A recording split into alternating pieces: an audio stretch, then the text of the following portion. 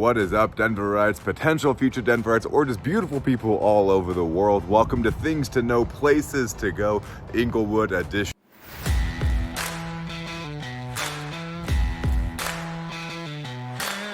If you are new to Things to Know, Places to Go, well, actually, if you're not, I have a guest with me today. This is my dog, Bear, taking him with me on the tour today.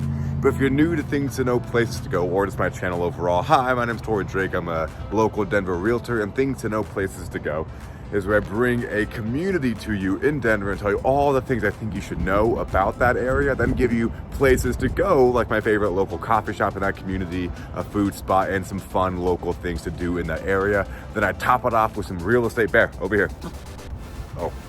Then I top it off with some real estate fast facts so you can be a local expert. Once again, guys, Torrey Drake, Denver Realtor. If you're new to the channel or you haven't subscribed yet, please consider subscribing. I'm really working hard to grow the channel to spread the good word of Denver, how awesome it is, and how cute the dogs are. Bear, where are you? Bear, you're making me look bad. There we go. How cute all the dogs are. We have lots of cute dogs here. Okay, let's go ahead. Before we get to the Things to Know section, let's start off with, where is Inglewood? Inglewood is south, a little bit west of Denver. And anytime you're closer to the mountains, even just a little bit, I always like to remind people that means you're gonna get some really pretty mountain views. And since you are south, you're only about 10 to 15 minutes from the Denver Tech Center, which is great if you're working in the Tech Center. You're about 15 to 20 minutes from downtown Denver. Boulder, you're about 40 minutes away. Golder, 20 minutes away. So those are the big hot spots to go to in Denver. The Tech Center, Denver, Golden, Boulder. And the mountains, the mountains, you're about 15 to 20 minutes from the mountains, depending on what part of the mountains you're going to. So you have really easy access, just pretty much a straight shot on the 285. Cruise, and you're there, and enjoy the beautiful mountain views in front of you as you're going. The sun's starting to hit my face, so we're gonna flip the hat around, but let's jump into things to know. Bear wants to walk so much faster, but the camera shakes the faster I walk. Things to know, number one, Inglewood, I keep wanting to say Littleton, I don't know why, I filmed Littleton yesterday, but Inglewood was founded in 1860, which means a couple different things. Number one, you have some really cool old historic buildings. A lot of the buildings, since it was founded in 1860, are older and they're really cool if they're well maintained. That also means there's a few buildings or some homes out there in Inglewood that are older and have not been maintained. It can make the community feel a bit older and worn, as opposed to like older and really, really cool historically. Bear is tying me up in this leash. So yeah, that's what it means to have a community that's older. It also means that the landscaping is more mature, like in the parks. The parks have been around long enough to have the trees and the neighborhoods, all that beautiful lush trees and shrubs and flowers and whatnot.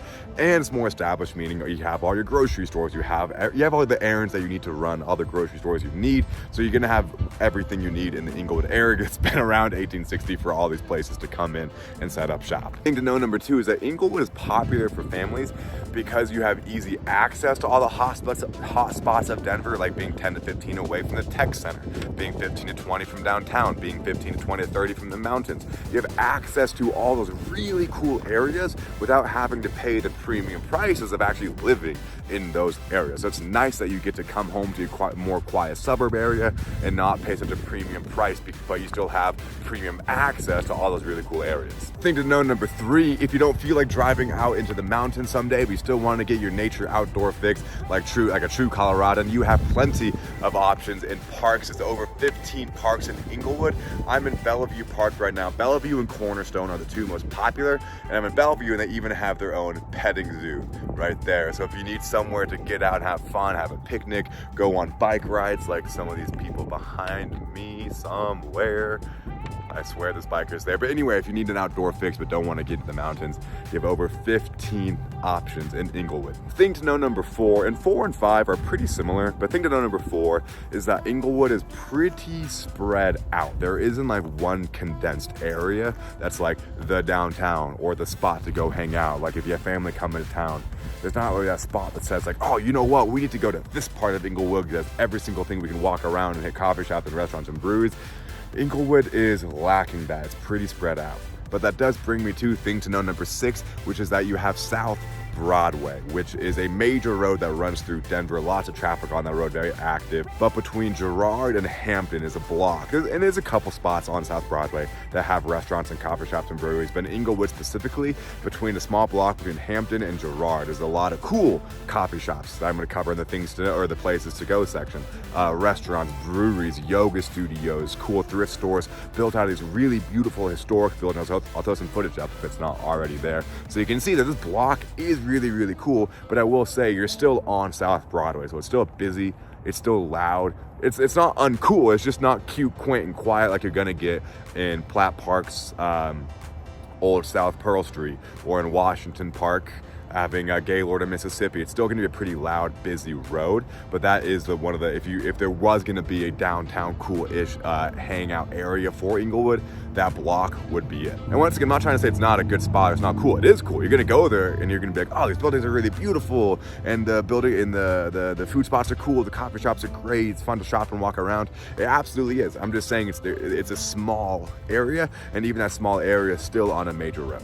Oh, and by the way, if you find yourself taking notes on all these things, I did all that work for you. I made an ebook of all the things to know, places to go for all the communities in Denver that you can download for free, access immediately, but there's a link in the YouTube description.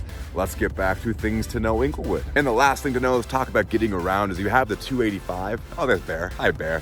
That runs right through Inglewood. So if you need to go east to west for work, or just anywhere east to west, you're gonna have really easy access on that freeway. If you need to go more north to south using a freeway, I-25 is gonna be where you wanna go, and it's a little further away. It's not as convenient as the 285, but I would still say it's about 5 to 10 minutes wherever you are in the Inglewood area. And then as far as light rails go, as you can see from the map here, you have one light rail station in the central south-ish side, and then one on the north side. So Inglewood does have pretty easy access to the rest of Denver with the nearby freeways, the light rail station, and just even if you're just driving, everything's pretty darn close to all the really cool spots you got easy access to. So it is pretty well located, and you got the beautiful mountain views from being on southwest side of Denver. So A+ all around on that. Well, that covers things to know, right, Bear? Let's talk about places to go. Where should you go in Inglewood for an awesome, I'm all tangled up, for a great cup of coffee, for a great food spot, and then just a couple fun things to do. Let's talk about the Mango Tree, which is a massive coffee shop, as you can see from the building. And then it's really cool and brick and old on the inside as well, like historic, old and cool. Really big, lots of seating available, so you're always gonna have somewhere to sit. Well, I cannot make that promise, but it's big enough to accommodate a lot of people.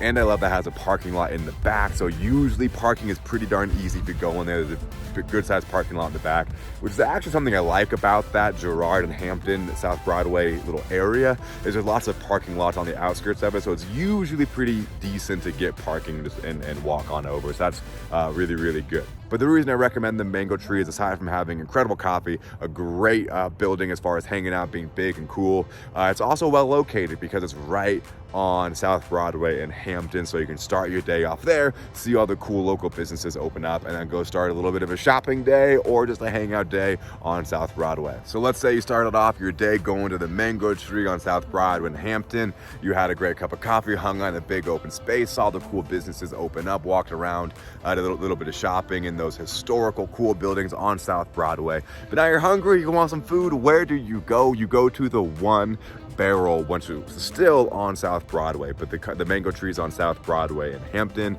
and the One Barrel is on South Broadway in Girard, which is on the other end of the block, so very much so walking distance. You're probably gonna walk past it while you're shopping on that South Broadway street anyway. So why do I recommend you go there? Number one, it's one of the few restaurants in that area that has, I thought Barrett's running in front of the dog. It's one of the few restaurants on that street that have outdoor dining. Sun's back out, gonna flip that around. That has a patio. They have a patio on the second level, which they can, so you can get some beautiful Colorado air, enjoy the sunshine. That's really cool. They do what's called Wines Day on Wednesday, where you can get half off any bottle of wine under $50 every single Wednesday. That's Wines Day, 50% off any bottle. It's not an advertisement from them. That it's something that they do. That's really, really cool. I'm also recommending them because I love that when they reopened from COVID, you know, back to people coming in, they put out a huge very heartfelt statement to the community saying thank you so much for supporting us, for keeping us a business during this crazy time. And I just thought that was really cool. They didn't just reopen and they were like, hey, come spend more money. They were like, hey, we're open, and it's because of you guys, the Denver community, which I thought was really, really cool. So after you did your shopping on South Broadway, had your coffee, had your food, where to go to have a good time, they'll start off with Pirates Cove, which is a water park more geared towards kids. But well, actually, if you have kids, there you go. But even if you don't have kids, I get excited sometimes when I don't talk clearly. Even if you don't have kids, still a super fun time because they do pretty often, especially during the summer, but check their calendar, adult nights only, way less people there, not crowded enough for this long lines or anything like that. And they have a DJ who plays music, and it's just a really fun time to have water park, but only for adults. So definitely check them out, check their calendar, see when they're doing that next. Another fun option if you're into live music or just events is the Gothic Theater, which is an iconic theater on South Broadway in Englewood. That is gorgeous on the inside, and that's a really cool place to go check out live music. They're always doing shows, bringing in really cool artists. So check their calendar, see if you can do an adult night at the water park at Pirates Cove one night and then go do a real adults night at the Gothic Theater. Last but not least, for thing to do, this is a really fun one, really unique. Get a cup of coffee and go on a walking tour of Arapahoe Acres, which is a residential community in Inglewood that was built in like the 50s, I think, around 57, of mid-modern century homes. And it is like walking through a museum of mid-mod century homes, but people actually live there, and it's an actual community. And as you can see from the B-roll I'm putting up, it's gorgeous, it's cool, all the homes are very, very different. But video doesn't do it justice at all, because walking around, you'll see some really unique yard artwork. The front doors are bright colors, the accents on the exterior of the home have pops of color that don't show on video.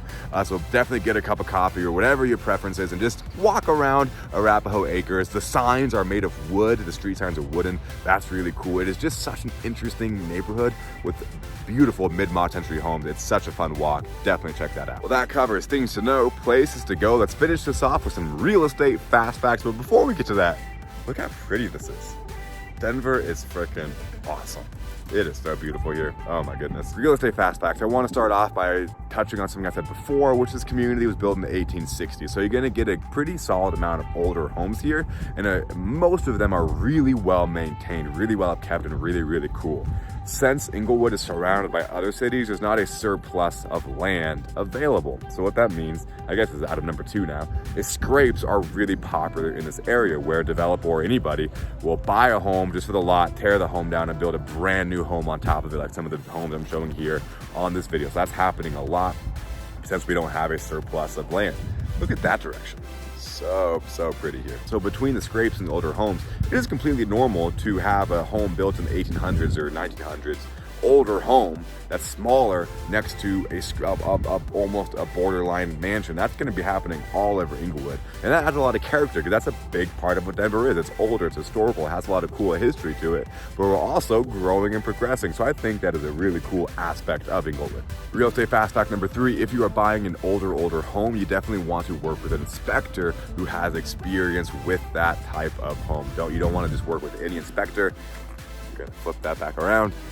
You want to make sure that if you're buying a home 1800s, early 1900s, just make sure you get an inspector who has extensive experience with those types of homes specifically. Well guys, that is things to know, places to go, Inglewood edition. Bear and I just want to say thank you so much, and also remind you that we are local realtors. At least I'm a local realtor. That means as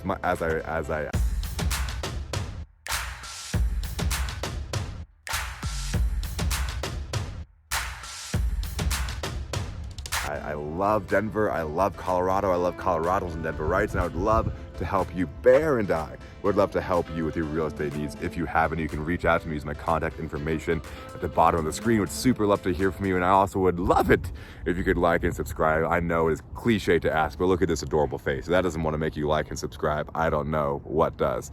Guys, thank you so much. Really appreciate your time, and I'll see you on the next one. Bear says bye.